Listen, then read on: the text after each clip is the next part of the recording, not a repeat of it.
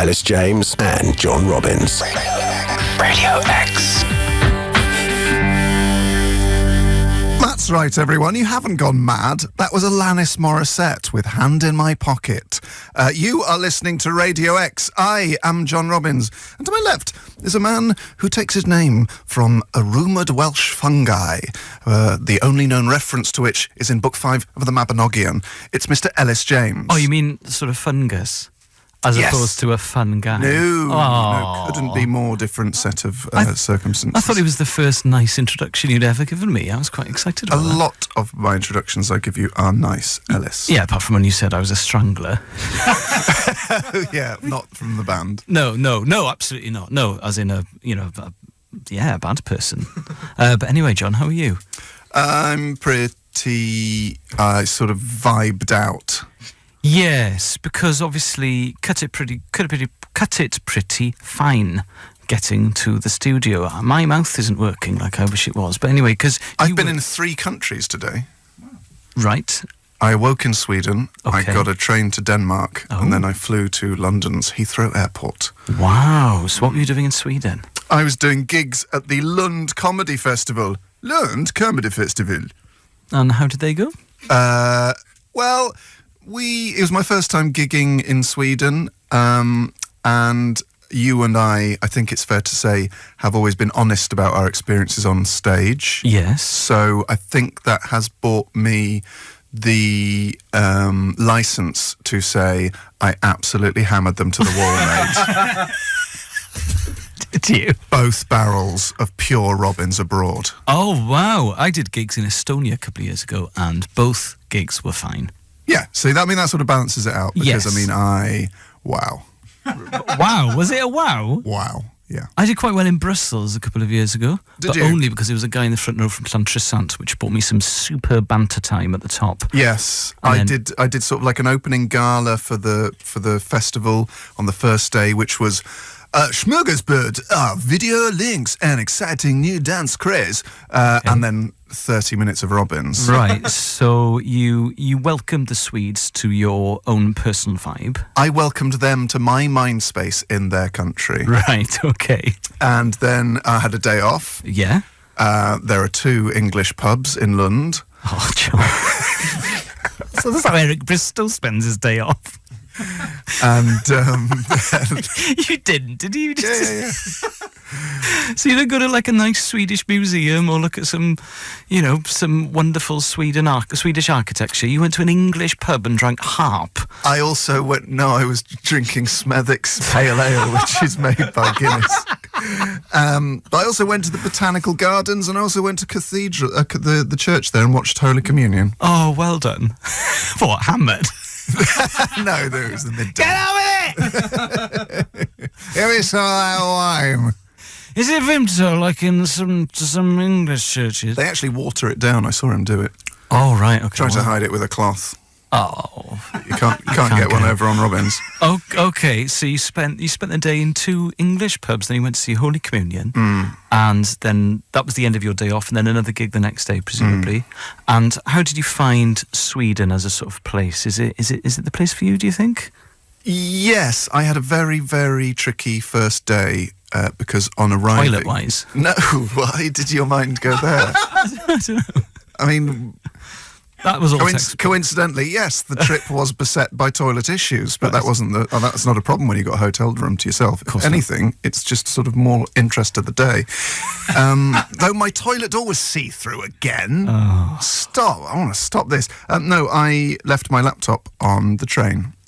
Did you? Yes, I did. Scatty Robbins. It was in an unusual place. It was in my flight bag, and I put my flight bag on the little hatch, and it was on the quiet coach, and the atmosphere on the quiet coach was so tense because someone had told someone else to stop talking that my focus was entirely on awkwardness and anxiety. Well, scatty people can only focus on one thing usually, can't they? I have to be really careful what I say because I've spent the last 3 days with Al Pitcher, and there's a certain way that he says a certain swear word that I must have said about 200 times over the past 72 hours.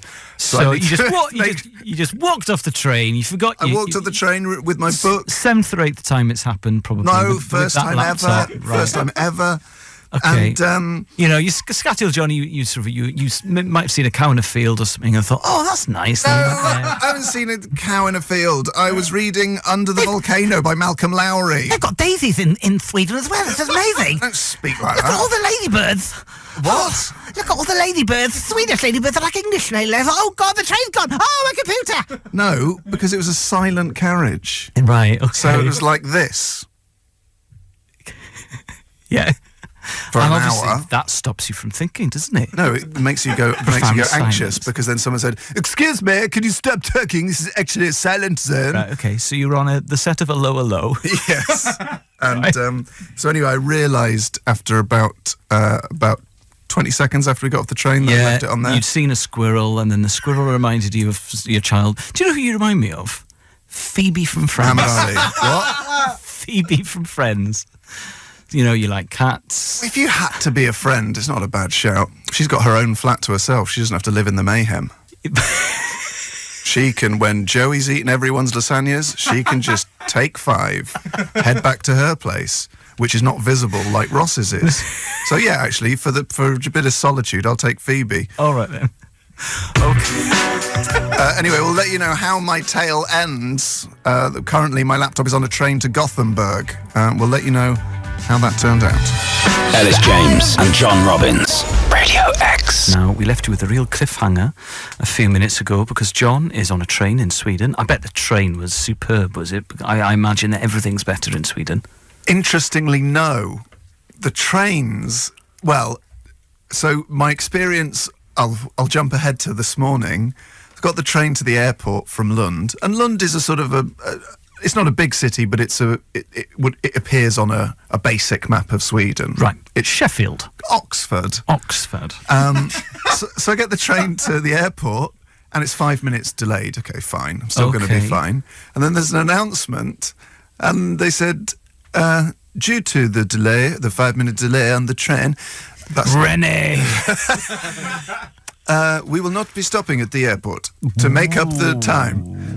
And it absolutely blew my mind. Imagine if you got the train to Gatwick from London and they said, We're just going to get ready. yeah, we're 5 minutes behind, so to make up the gap, we're not stopping at Gatwick. We're going to stop at the little hamlet a mile from Gatwick, and you have to stop there and get a train back to Gatwick. Hundreds of people miss their flights. I could not believe it. Oh, because the myth is that everything's great in Sweden, isn't it? Education and physical appearance of men and women. They all look like sort of blonde Daves, don't they? They all look like Dave. Yeah. Ooh, lovely Dave. But Right, so you've forgotten your train. I haven't You've forgotten forgotten my train. your I laptop haven't on the train. forgotten it. I've not remembered it. Yes. Right. Interesting definition. So I meet all of the people from the festival at the hotel, which is 30 yards from the train station, and I am in a bad place, mind palace wise. Yeah. Tears?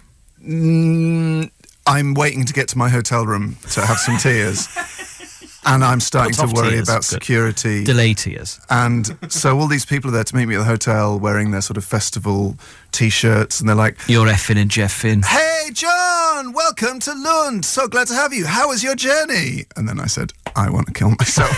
And I hate myself, and I'm the worst, and I don't know what to do. And listeners, he would have said all of that. Yes, I did. And they were a little bit taken aback. Interesting opening gambit, isn't it? Yeah, especially due to some statistics that come out of Sweden on that topic. And you can't repeat a first impression, can you? No. So they called the train company, and they couldn't get through. They couldn't get contact with the driver. So I went to my room, had a brief cry, Yeah. then a shower. The two may have overlapped. Tears rolling down the cheeks or just sort of stinging at the back of the eyes? No self-hatred tears. Right. So, Oh, my favourite. why you? That Showing your teeth. Yeah, tears. yeah. And just so deeply sad. Yes. And You I'm don't like thinking, yourself, well, I'm that's going to have to cancel. I'm going to have to cancel all my cards. Because obviously, Honor, you got saved passwords on you. People are going to read the poetry that you might have on your desktop from a long time ago, Absolument. which is probably worse than the banking details, I imagine, knowing you. I'd take a grand loss for people not to read The Dark Side of Depression. John's poem from when he was 17. What Yes. about the one about Lord of the Rings? How much would you pay for people not to read that? £250. A grand? No, 250 quid. 250 quid. Oh, well then I'll pay 300 quid to read that. It's going to cost me a lot of money if anyone finds that floppy disk. Right, okay. So they find out that my train got into London at 3, it's getting into Gothenburg at 5, Okay. which is like the distance from, I'd say, London to Leeds. Right. And so I was like, oh, God. So they call someone, like a friend of theirs, the person they know lives in Gothenburg, and says, can you go and look on the train when it arrives? And because they're Swedish and phenomenally kind and polite, and so this person goes to look on the train. So I went for a nap to try and relieve the darkness, and the nap was broadly successful. Right. And broadly successful. Well, I just sort of... Night terrors. Yeah, it chilled me out a bit. And I woke up and someone had sent me and said, is this your bag? And there's a photo of my bag on my phone, and I sent a text that said, oh joy, joy unbounding, which I'm not sure how that translates. And then, so like, okay, at least it's there. And the laptop's in the bag's in Gothenburg, but at least it's there. So you're thinking, tomorrow I'll just have to go to Gothenburg. They'll post it home, whatever. I'll pay for them to charter a flight to get it back to my house. Or just throw it in the sea, as long as I know it's been destroyed. Yes. And then someone sent me a text and said, oh, hey, it's probably just easiest for me to drive to Gothenburg and back to get your laptop. So this guy, Henrik, Hammer Legend, who looks like a even hotter Dave. Wow. Drove to Gothenburg and back. And then he sent me a text in the evening saying, hey, I'm on my way back from Gothenburg. It's a 5-hour round trip. Wow. And he sent me a text saying, hey, I'll give you a call when I'm back in Lund with your bag. It might be quite late, though, probably about 11:30. Is that okay? It's like, yeah, it's okay. If you arrive at the hotel with my bag and punch me square in the face, that's okay. Imagine if he'd done that. If that'd been the deal. I'd like to deliver your laptop, but I'd also like to break your jaw. That is, as acts of kindness go, insane. off the scale. And it was so unlike how that story would have turned out in the UK. Yes. Like, the laptop would have been stolen or destroyed. Yeah, it's a cultural thing. The person would have refused to go to a train station for someone they didn't know. Yeah. You what? He's done what? Well, it's his own fault, isn't it? Yeah. I'm not doing that. I'm not driving to Leeds to give some bloke I've never met his laptop. How much? Yeah. How much? $2,000. But then, I forgot what I was going to say there. Well, Izzy was in Singapore, and she said people will just leave cafes with their laptops on the table. And a friend of mine lives in Japan, and she says just nothing ever gets nicked like that. You can just, it's completely acceptable to leave your laptop on the train. But it got to the point where I was actually slightly suspicious. Yeah, maybe. Why has no one stolen my laptop? Maybe. Why is someone driving all the way to get... What's going on here? X. Elis James and John Robbins. Radio X. They don't, Richard. You sing it. They don't own you. You're your own man, Richard. You are, and you always have been, and always will be. That was Richard Ashcroft with You Don't Own Me. You're listening to Radio X, and we have just tweeted a picture of my knight in beautiful blonde armour, Mr. Henrik from the Comedy Festival. There's me receiving my laptop, and I described him as a man who looked like he's so beautiful he looks like he's never been to the toilet, whereas I look like a man who is currently going to the toilet. So check that out at Radio X on the Twitter.